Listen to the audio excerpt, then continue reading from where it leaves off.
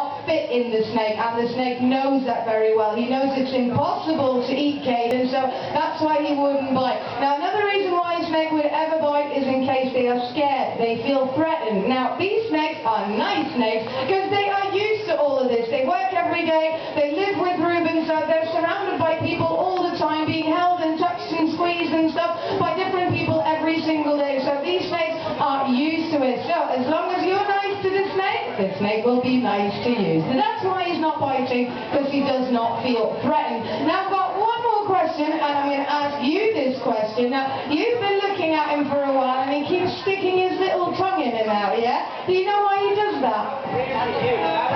No, you don't know? Any ideas? Yeah, very good. Snakes, they can't see very well.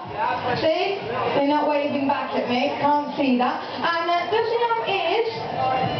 No, he's got no ears. So they can't see very well. They are completely deaf. And that's why they taste, they sense, they smell with the tongue. So it's got nothing to do with him being hungry or aggressive or anything like that. He's just smelling. He's just exploring. So it's absolutely nothing to worry about. Now, and I think this young man is the first time he's ever held or touched a snake. He's doing absolutely fabulous. What do you guys think? He's doing good?